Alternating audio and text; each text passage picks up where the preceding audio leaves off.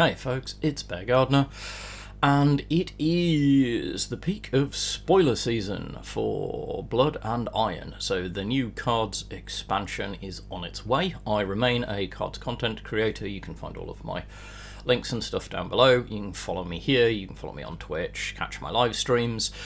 I have been doing my best to follow all of the information that we get as and when we get it on the new expansion Blood and Iron, which is coming on the 28th of November 2024, which is not that far away at this point.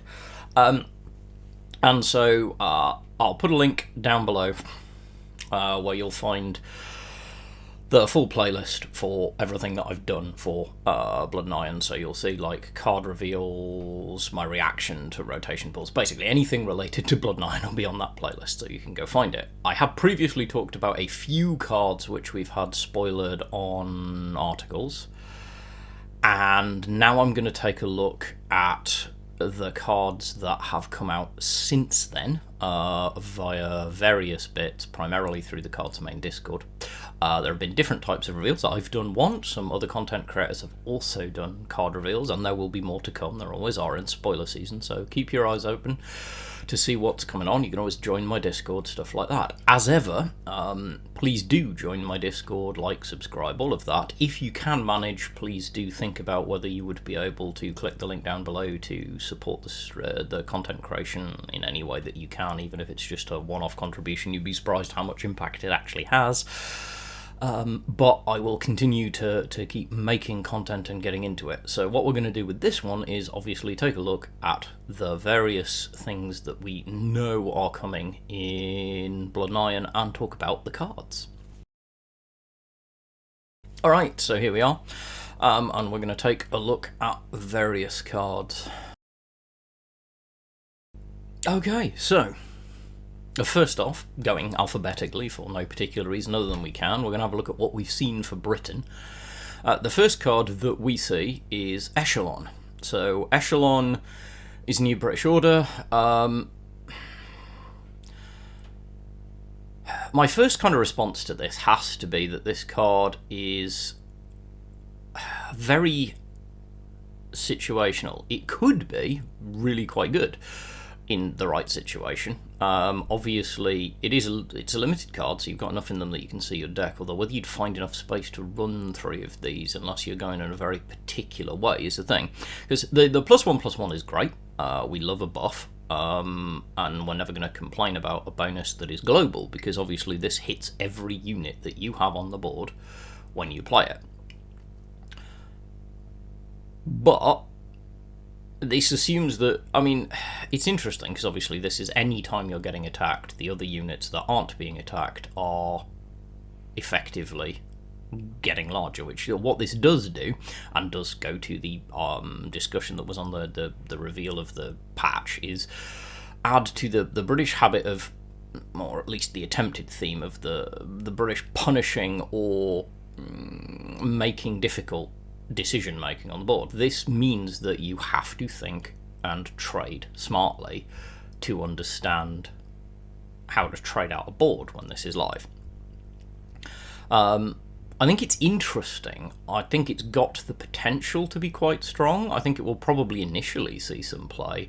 I don't know whether it will stick around or not, because I think it's very much going to depend on how many wide boards that you can get. But Britain does not lack for units with high defense and low attack, and those are the ideal targets for this, because obviously they're going to survive longer, because notably this is every time another unit is attacked. So if your opponent has to throw 2 units at, say, a decently buffed bomber to remove it, all of your other bombers are now 2/2 stronger.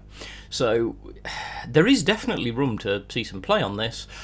It's definitely got potential, but I don't know whether it's gonna find its niche super efficiently.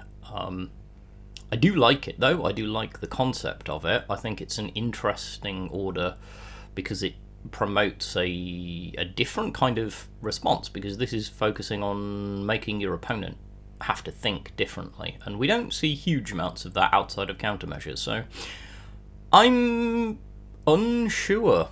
Oddly for me, I'm not going to stick my my kind of opinion too hard on this card, because I don't know how it's going to play out, because it's different enough that there could be some pretty cracked ways to use it. Anyway, definitely interesting design. Okay, next up we have Matilda. This is the Matilda Mk IV. British tank. So this is a unit that obviously veterans. This is fascinating to me. So this thing veterans after its shock attack, so it has to get off its shock attack and doesn't have blitz. So this is something to be aware of. So it needs to stick around long enough to veteran, which, I mean, it's a 3/5. It's got the body to do so, and after it makes a shock attack, it will promote. But its promotion doesn't gain it much. It gives it guard, which is quite nice. 3/5 guard is not bad. Keeps its heavy armor, obviously, which is never going to complain. And then at the start of your turn, pin a random enemy unit. So I have slight concerns about this, if only because the fact that it's at the start of your turn. So if we think that the pacing through with this card hits the board, hangs around for a turn, just surviving, because it can't do anything, because it doesn't have blitz.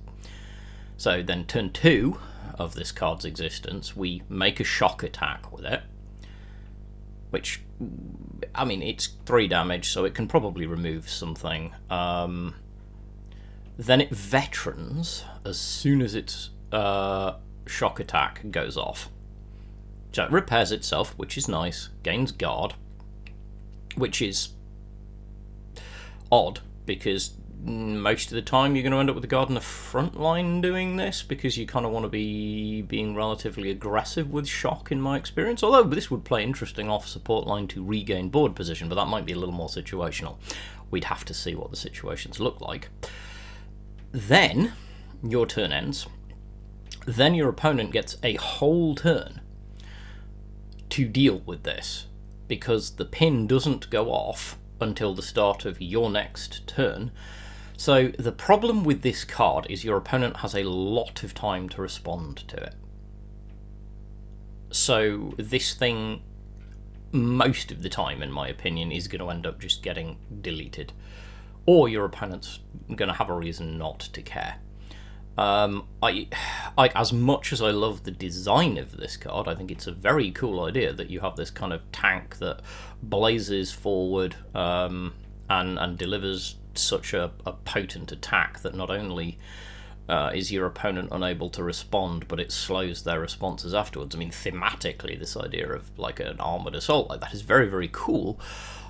But this thing, not only is it a little slow from the point of view of how long it takes to do the thing it's doing, it's also very expensive to get it to do the thing it's doing, because it's 2 op cost, and 2 op cost is not nothing. It's just a thought, but my initial thoughts on this card is that it's probably going to land mostly in obscurity, seeing occasional niche play, if that, as people try to make it work. I don't necessarily envisage this card becoming a super mainstay. So, not like, say, the Cromwell did when it came out. This is not going to like fit cleanly into any archetype that I'm familiar with. It's just an interesting piece of design space. Okay, so now we move on to Germany, and we've got a few German cards to look at, and the first of which is the 113 Schutzen. So everyone's familiar with 7 Schutzen. I like that this, like, part of me really likes that this has like a similar, like, kind of familiar mid-range feel to it, just like the other Schutzen does. They're not super early units. This is, however, a standard card, and is an interesting one. So this is on the face of it, for its printed stats and deployment cost, this is about as vanilla as it gets. This is just basically an on-curve 4 cost. doesn't have blitz, doesn't have anything, but it does have a deployment effect.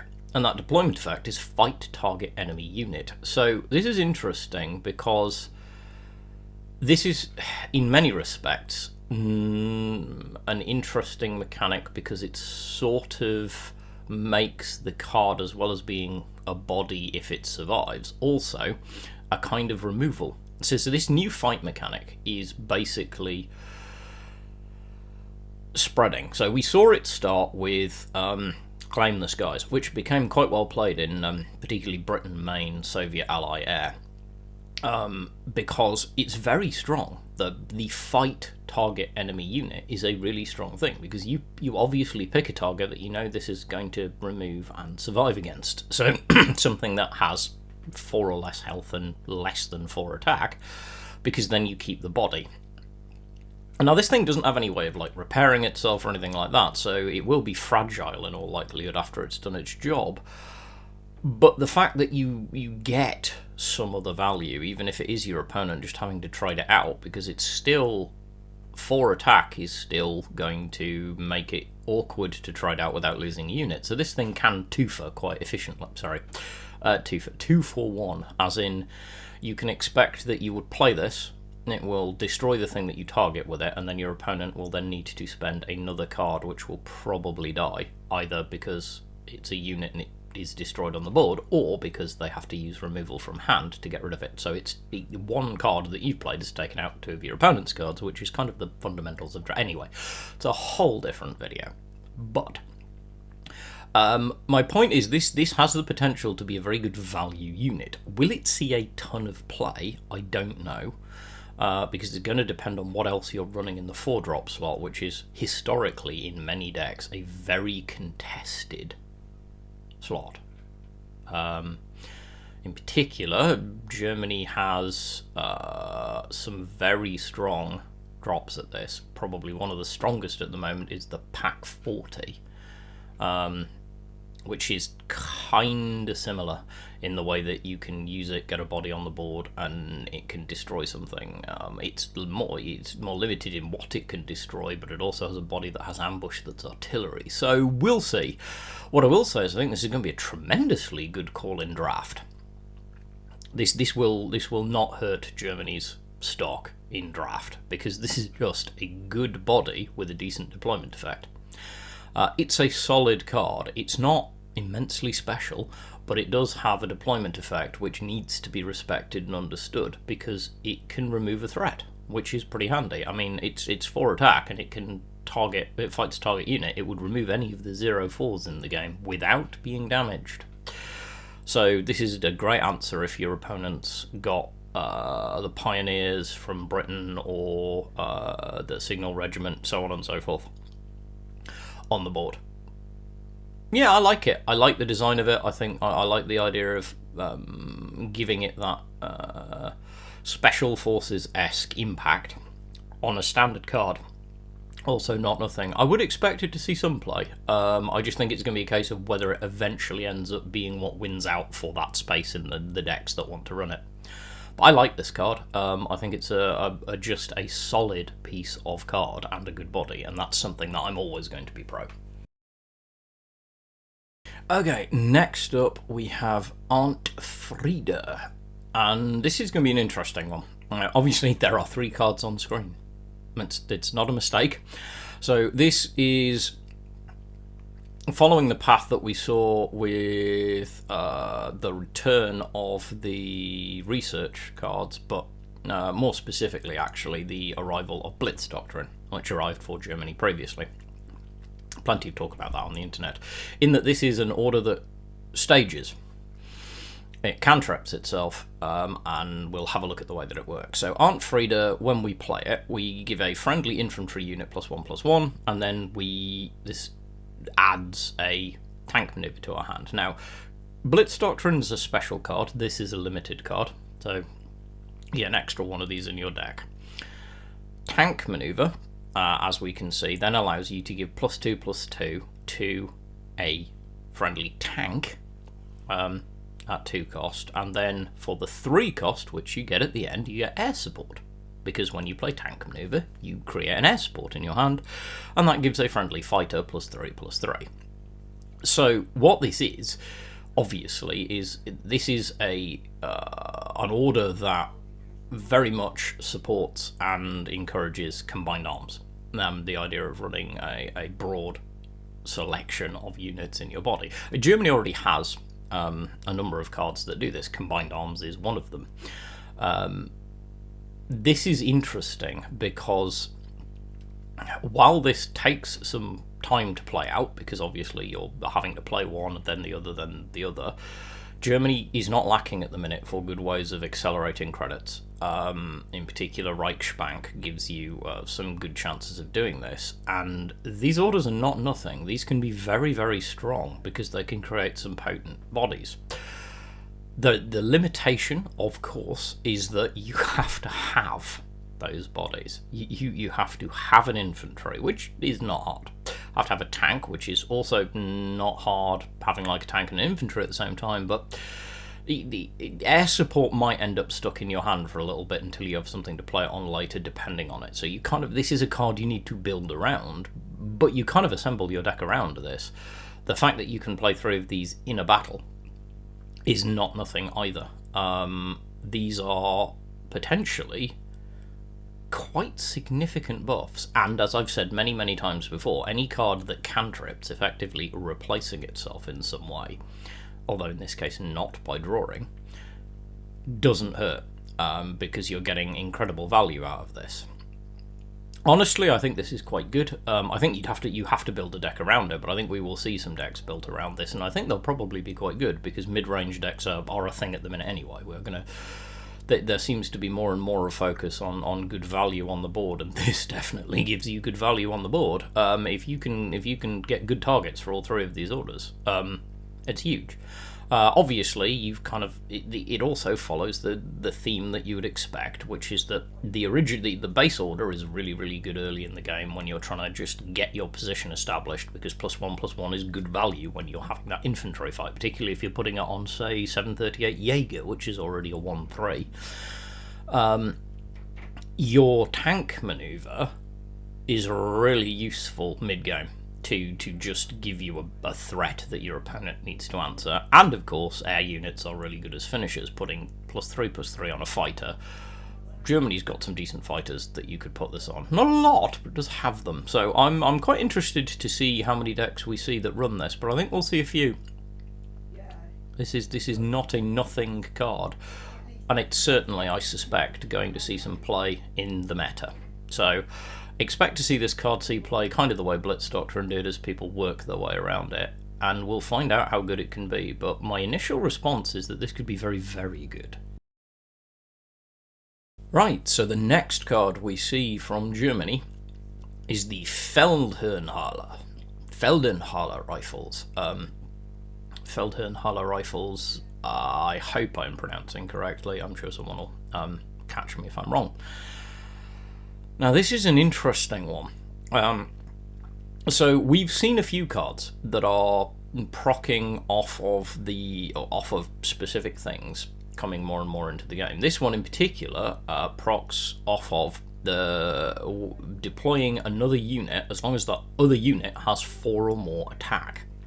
So the first time we drop another unit, this is on the board, that has 4 or more attack on the board, we gain 2 credits. Now, the key here is that's understanding how easy that is going to be to pull off, because this clearly fits into a very specific intent, which is to get big bodies out quickly, often, I suspect, through credit cheating, and I'll explain why in a minute. It is important to look at this card. So first of all, this card is really good value on its own. It's decent special because it is only 3 cost for a 4/4 body, which I will endlessly say is good value. A 4/4 body is normally about 4 cost for me. At 3 cost, this is a very decent special body. To get the real value out of it, though, you need access to enough credits to proc it. Now, that means that you need to be able to drop something with 4 or more attack. Most of those are going to cost... I mean, the perfect example is the Shutzen that we just looked at a couple of cards ago, but they're mostly going to cost 4 or more credits, maybe 3. So you need a decent number of credits to trigger this, and then you need something to trigger it on.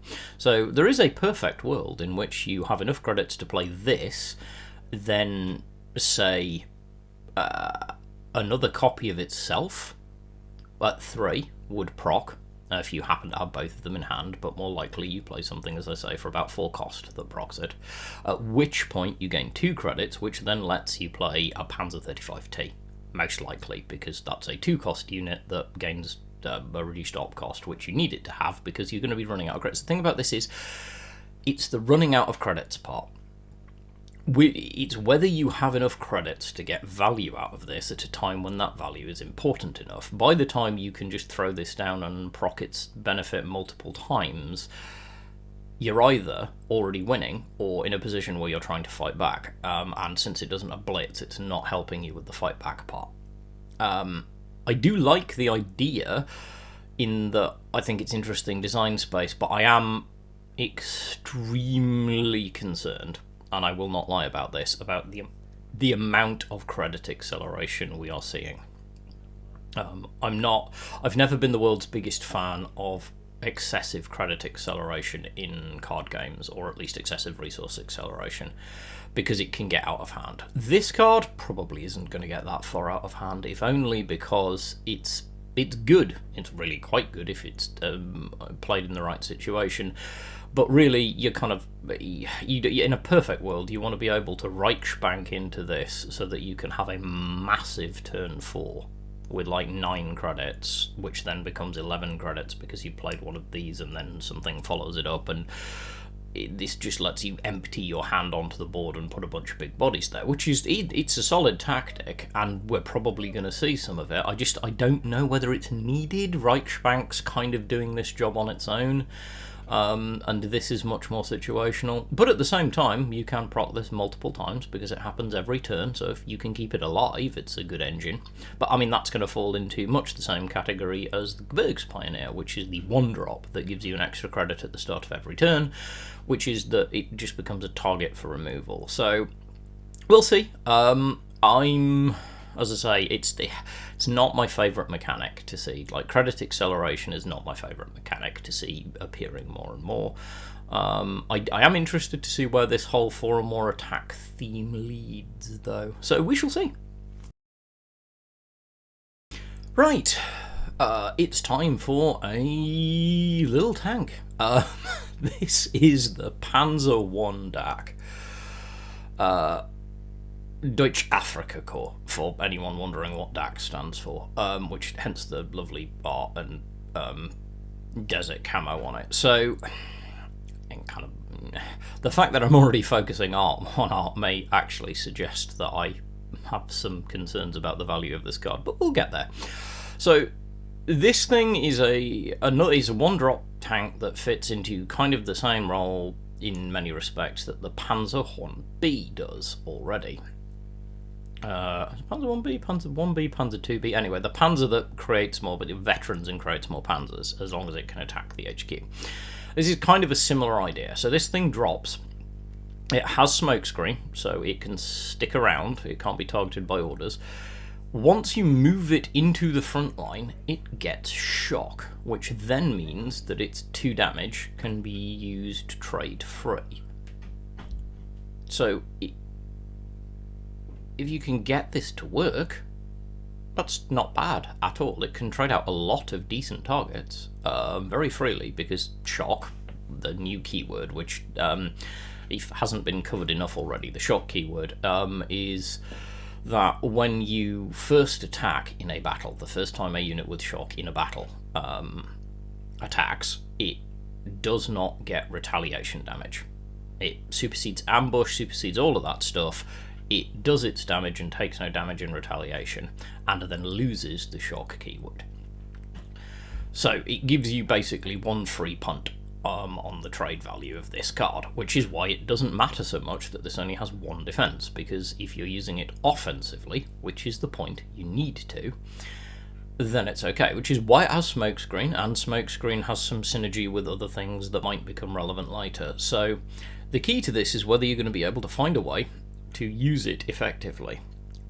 1-drops are not something that Germany is hurting for. Not even remotely. So I don't know how much this is going to push its way into the situation. Is this better than the Panzer IIa? That's the big question. Because the Panzer IIa is the 1-drop that has Blitz, and is a 1-3. Is this better? I mean, shock is very strong in the front line, but this is tremendously fragile after its shock has gone. It just pops to anything. So I don't know. I'm unsure that this card will find a strong place in the meta, simply because I don't think it can generate enough value. Which is a shame, because it's kind of a cool idea. These little shock tanks are an interesting thought process. I just think this might be a bit too slow. Because, again, this also doesn't have Blitz. This is assuming that you put this down and the next turn you spend 2 credits to operate it, because you need to get it into the front line and then attack something. Which is also important, because this thing is utterly useless if you're trying to fight for the front line back again. And if you do get the front line back again in a back-to-back fight, and you can't get this thing into it, then it's not doing anything for you, and even if you do, it's not, because shock can be countered by being attacked before it can attack. There are just many drawbacks to this card. It could be too clunky to use, in my opinion.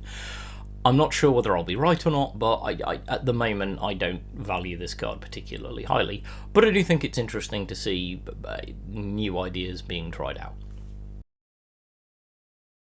Okay, now we arrive at Japan, and we arrive at the 9th Infantry Regiment. This is a very interesting card to me. So 9th Infantry Regiment is a potentially very good piece of infantry. So 9th Infantry is also using the shock keyword.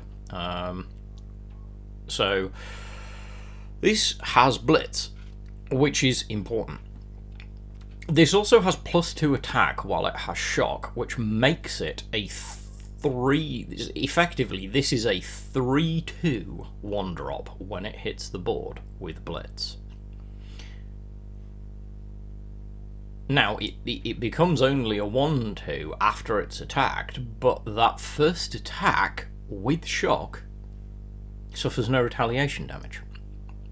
Now, if this was on a tank, it would be insane, because it would be able to both move and attack in the same turn. This can't. So Blitz allows it to operate, you can get it into the front line, but then it sits there being relatively frustrating. I mean, it's still frustrating, because unlike some other shock units, this thing with the +2 attack while shock is still active. Again, shock is on as soon as it hits the board and turns off the moment it makes an attack, and not before, unless there's a way to remove the keyword or you suppress it.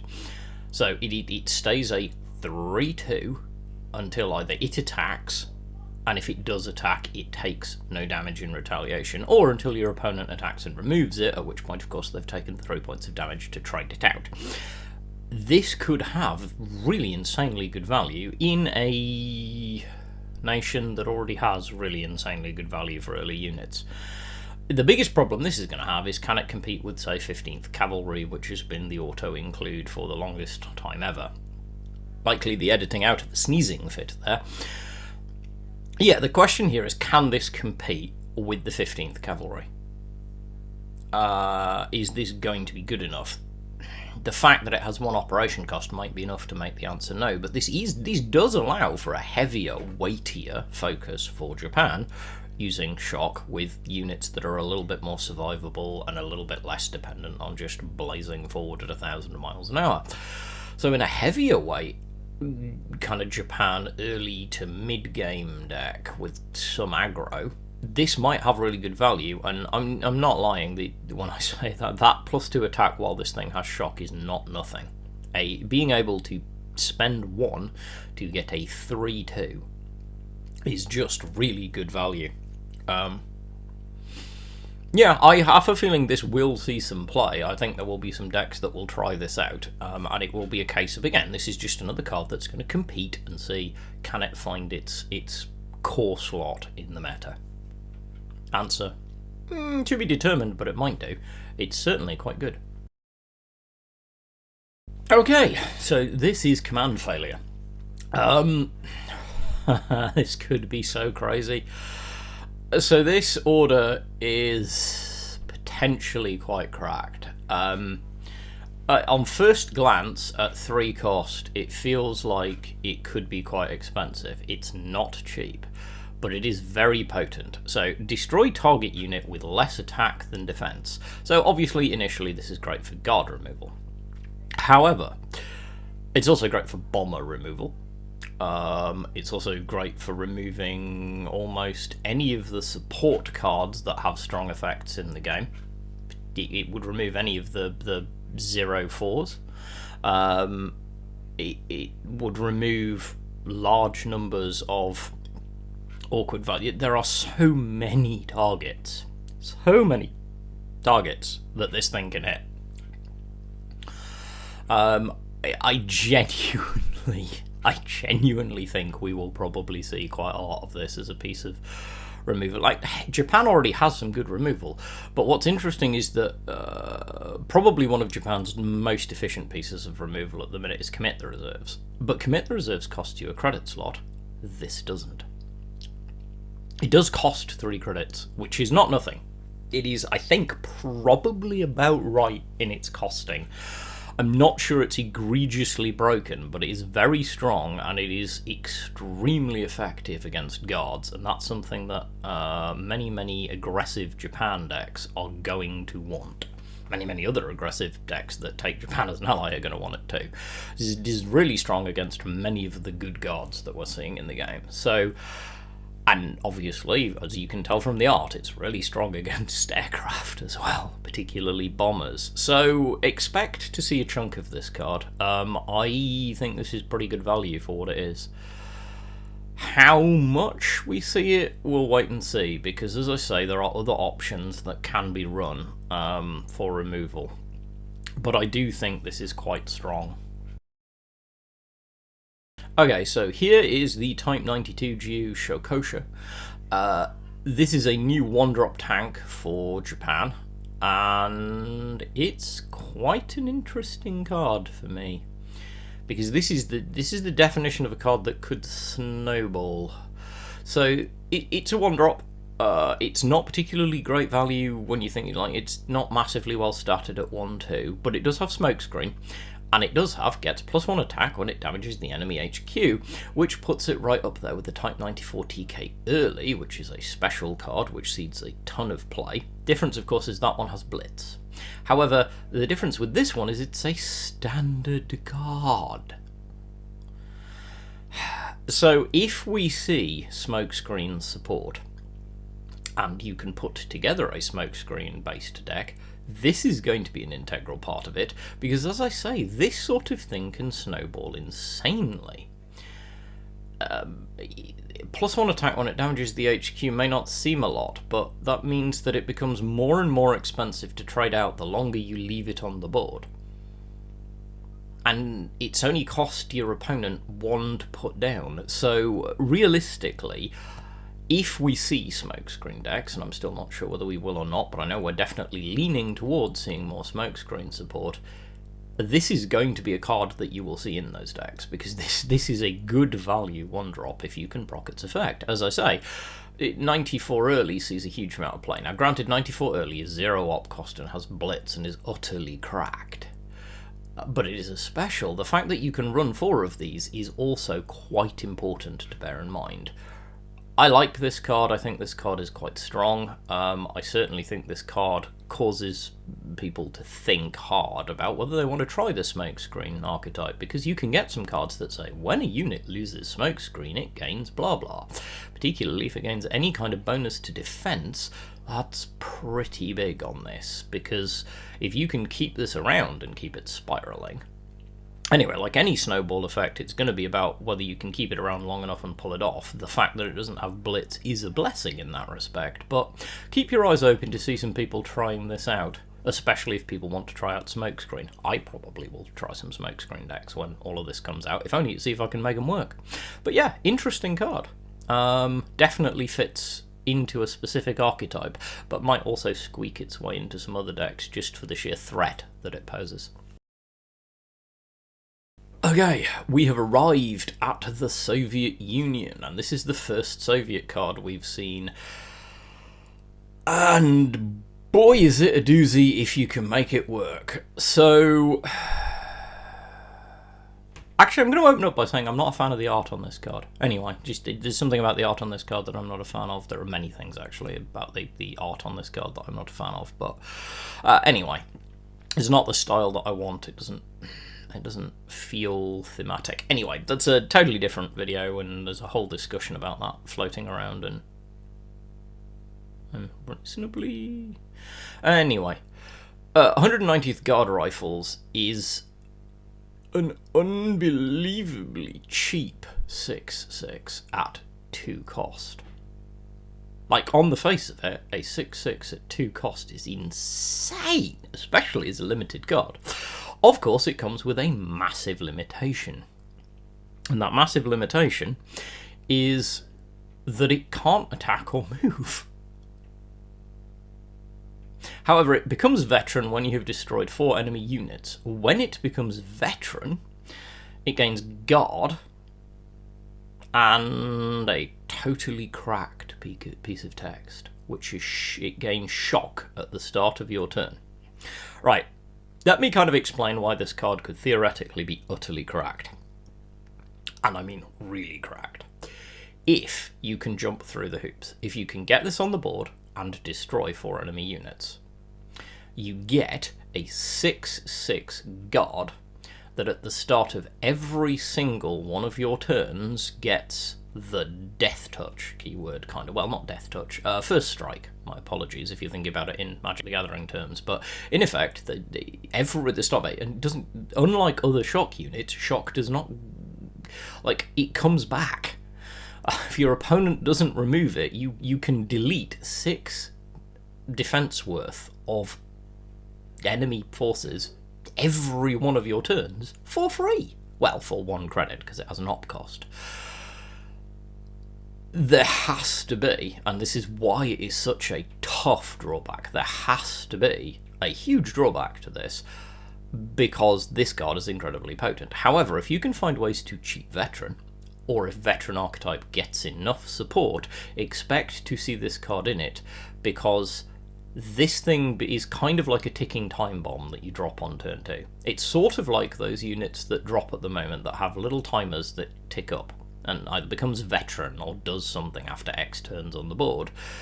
This is kind of similar, in that there's a way to trigger it just with the thing. And Soviets traditionally don't lack for ways to destroy enemy units, so I'm interested to see people play around with this, because this could be a very, very potent card.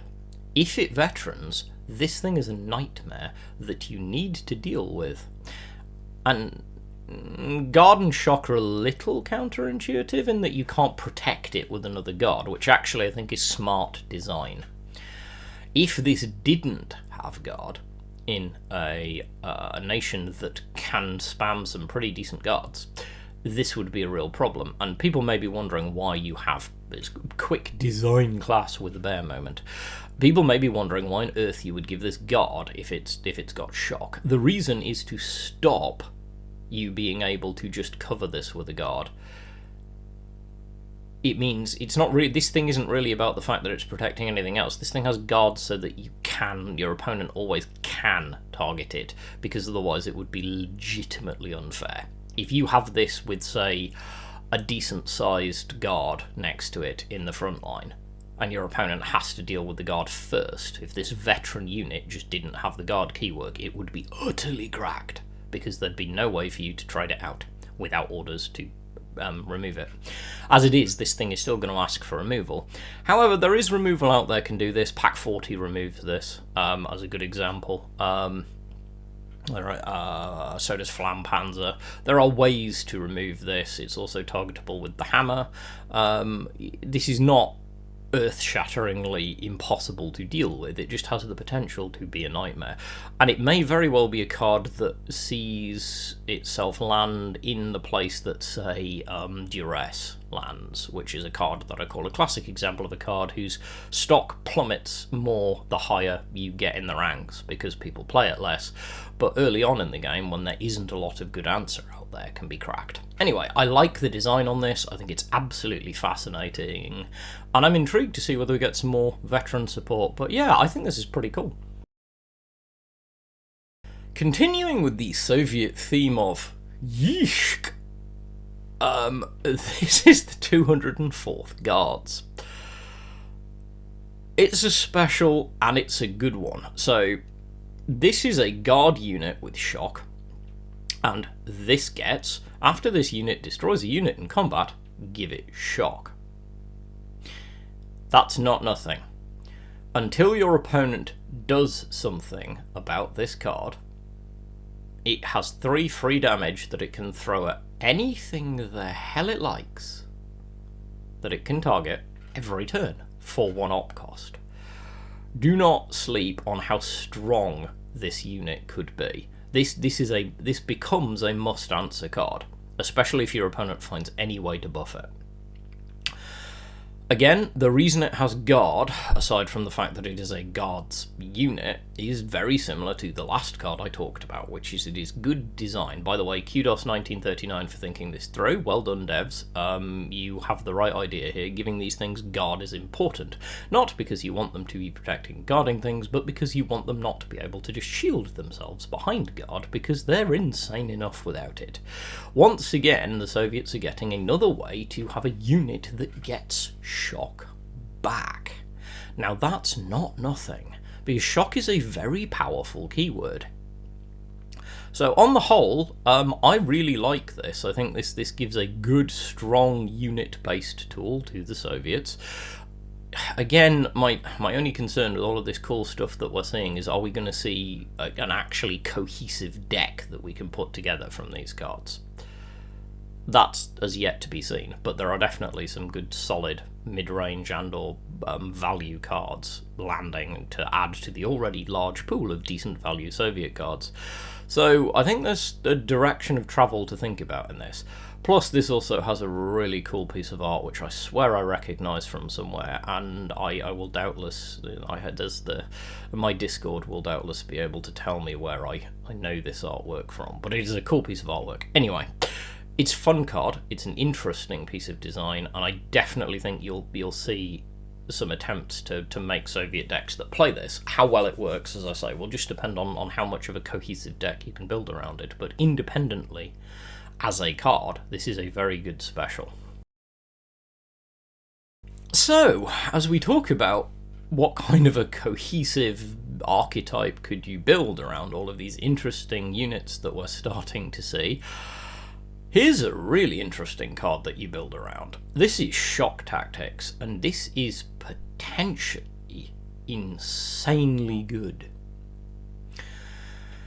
So, Shock Tactics gives you a choice, which is, for your 2 credits, you can either give a ground unit Blitz or Shock. However, this is another card that falls into the 4 or more attack archetype. If you control a unit with 4 or more attack, you get both. So you give any ground unit, which is tank, artillery, or infantry, Blitz and Shock. I'm just letting that settle in for a minute, because that's, depending on the unit that you put it on, that can be incredibly strong, like really, really strong. So this obviously fits into a heavy Soviet deck that is going to be running lots of big bodies, because you're going to want 4 or more attack, and Soviets have a few cards that fall into that. 50th Cavalry springs to mind. 50th, 60th? The cavalry that creates 2 copies of itself that are suppressed when it dies. Anyway, it's a 6/6. Soviets got some decent bodies that can be used to trigger this. Soviets also got some decent early bodies. I really quite like this. I think this is giving the Soviets a potentially very versatile and potent tool, and is really going all in on focusing the Soviets on this new shock keyword and making use of it. And that's going to give Soviet decks really strong trade value, because I cannot emphasize enough, in fact I'm probably going to do a video on the shock keyword, how potent that keyword is in trading, and how important trading can be in this game. I like this card. I think this card is quite strong. I await to see if this card might be too strong. But I'm not sure it is, because it at 2 cost is quite... You need the credits to do it and a unit to apply it on, so it's not super insane, but it's not nothing either. Being able to pop down a unit and give it blitz and or shock is not nothing. Honestly, by the way, also, that you don't need to proc the 4 or more attack to get value out of this. Just if you're trading and you have to deal with an awkward guard, being able to put a shock keyword on a big attacking unit to get the trade more efficiently, to get position, is not nothing either, and is probably worth the 2 credits on its own. 2 credits just for blitz, it's kind of expensive, because you're effectively increasing the cost of the unit by 2, plus whatever operation cost it tends to do. So I think the key one here is the use... I mean, it's called shock tactics for a reason, isn't it? But I mean, the key use of this is going to be giving units shock to give you incredibly strong trade value. Good card. On the subject of good cards, let's wrap up the Soviets with one of the most cracked cards I've seen in a while. This is the T-34-85 1945, and this thing is a beast of a tank. This thing has blitz, shock, heavy armour, and it cannot be suppressed or lose shock. Say that again. It cannot be suppressed or lose shock. This is an elite for a reason. This thing is 6 points of damage to something every single turn with no retaliation damage that you can do nothing about at all unless you have straight removal or are prepared to trade it out through the heavy armour and its 6 defence.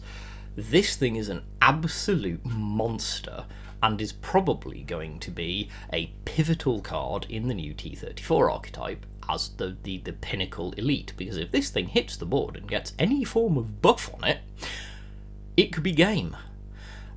It's an absolute monster, and it has blitz. Now, alright, for this to actually be useful for blitz, you need 10 credits, so it's a late game tool, but good grief, this thing's a monster.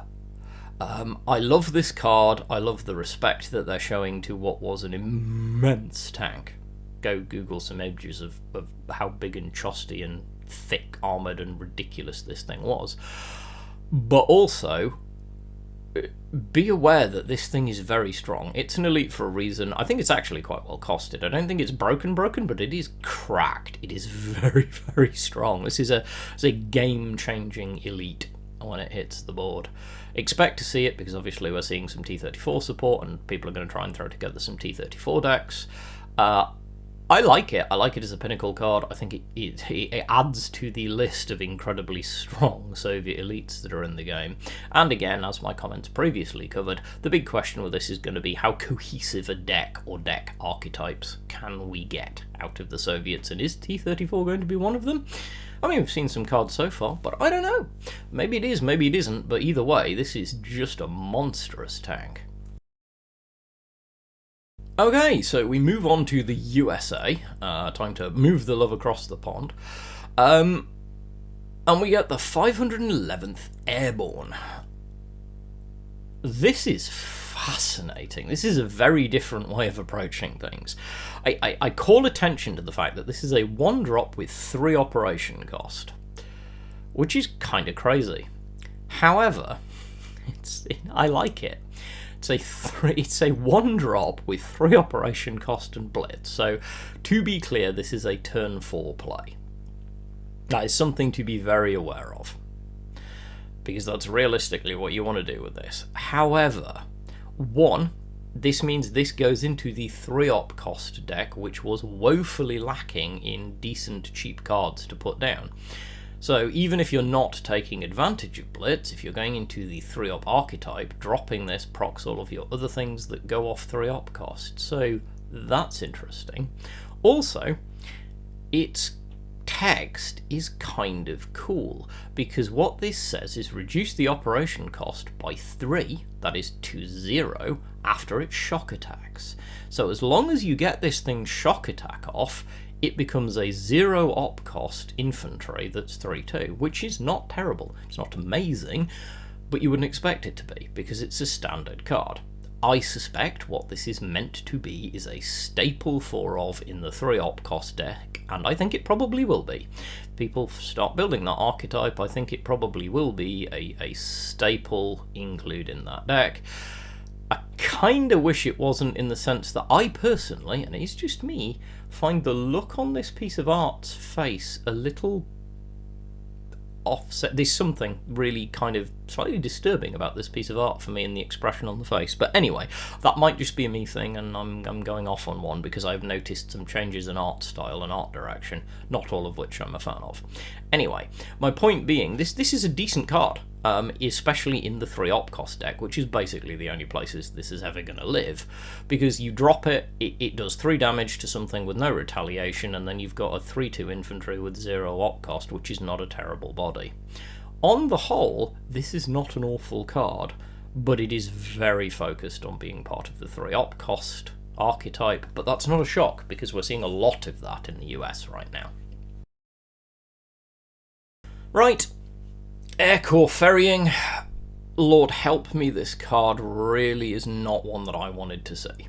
I'd say that from the beginning. It's cool art though. This piece of art I quite like. Right, let's talk about why I'm not the world's biggest fan of this card, and not in a good way. So this card says, give a friendly unit +1/+1. If you have 5 or more unspent credits, apply this to all friendly units. You're not playing this, really, unless you have 5 or more, unless you have 6 credits, because you want the value out of it.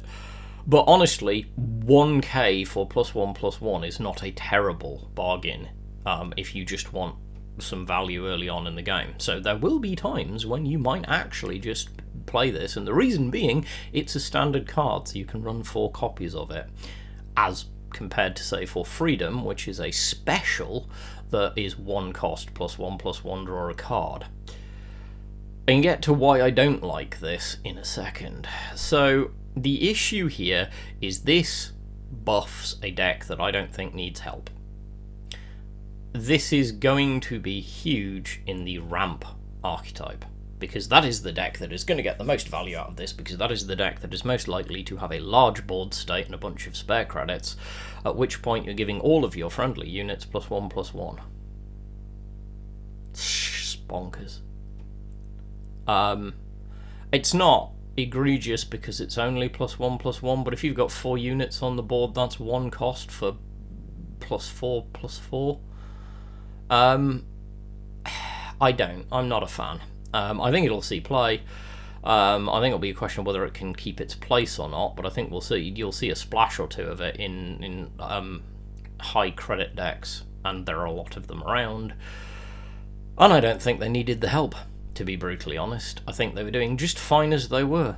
So I like the art, I like the concept, I also love the theme of this, actually. In and of itself, in a meta where it wasn't going into a deck that is already very solid and has quite a few other tools, I would love to see this card, because I think it goes on theme very nicely for what the Air Corps actually... Go Google what the Air Corps did in the war. But anyway, while I may like the design, I personally, from a meta point of view, am not a fan of adding this card to the pool, and I wouldn't be at all surprised to see it get a nerf. Just saying. Whether that is to change the number of unspent credits you need, or to just increase the cost of the card, would depend, but I wouldn't be at all surprised to see this needing a nerf at some point, because it has the potential to get silly. Okay, time to pop across and take a look at what we have seen, what few cards we've seen for allied nations, and first up we have Finland, and Finland has gotten some cards. First of which is Infantry Regiment 56, and I like this card if only because I'm the one that revealed it. You'll find on the playlist that I link down below the link to my reveal video for this card. I got the exclusive reveal for it and I'm very happy to have had it. This is a really fascinating card. So, this is all about finding a way to buff Sissy. The Sissy are the token units that can spawn through Finland, that are 1/1 units that have any unit dealt combat damage by this unit is destroyed. It's Death Touch. This, in addition to giving you the 3/3 body for 5k, which is not great value, gives you a Sissy, and then buffs that Sissy and any other Sissy unit you have on the board by +3/+3, turning them into 4/4s with Death Touch. Effectively. 4/4s with, if it deals combat damage to an enemy, it's destroyed. Is this going to be meta-shifting? Probably not. Finland is so competitive for slots as an allied nation because it has so many really good cards that I don't know that this is going to be meta-changing, but what's interesting is this does open up the idea of using your 12 Finland slots to focus on making use of Sissy, and this gives you a couple of cards that really strongly buff that. We might see, it will depend really on whether we see any more support for Sissy in this expansion as to whether that really takes off, but I like the design space. I also love the artwork on this card, and I'm quite interested to see whether it sees any play or not, because if nothing else, if you're playing in draft, not that Finland wasn't already a really good ally choice in draft, this is 5k for 7/7 in stats. Outside of anything else, you just put this card down at 5k and you get a 3/3 and a 4/4, one of which has, if it deals damage to an enemy, it's destroyed. In and of itself, that's just a good card. It's just good value. We're seeing a lot of that in this expansion, just good value cards. I'd like to see this see play. I'm probably going to try it out myself anyway, because, hey, I revealed it, and I don't play a lot of Finland ally, so maybe I'll try something. But, yeah, I think it's an interesting card. Let's see where it goes. This is the Sturmi. This is a really good mid-range tank. It's just a really good mid-range tank. This is just another really good value card. 3 cost for 3/3 with 1 op cost is pretty much on curve. It's a tank, which is always desirable because obviously tanks are better than infantry because they can move and attack on the same turn, even though you have to pay the op cost twice. Yadda yadda yadda. It's a limited card, so you can run enough of them. And it's got a piece of text that's back. So this is back to the days of Red Devils, which go Google Red Devils, or it might pop up on the screen if I can be bothered to make it pop. But anyway, it costs the enemy +2 credits to target or attack this unit. That is so annoying. I cannot speak to how powerful that text can be. This unit is good value.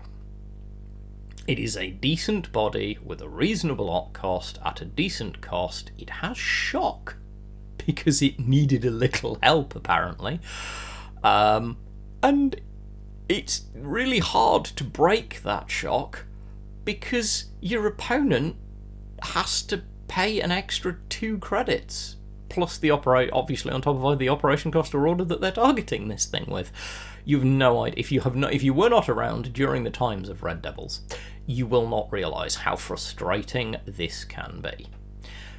Expect to see this card. Expect to be annoyed by this card.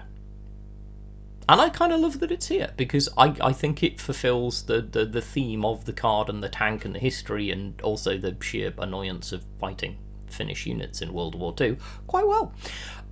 Realistically, I think it's very well designed, and yeah, expect to see this see some play.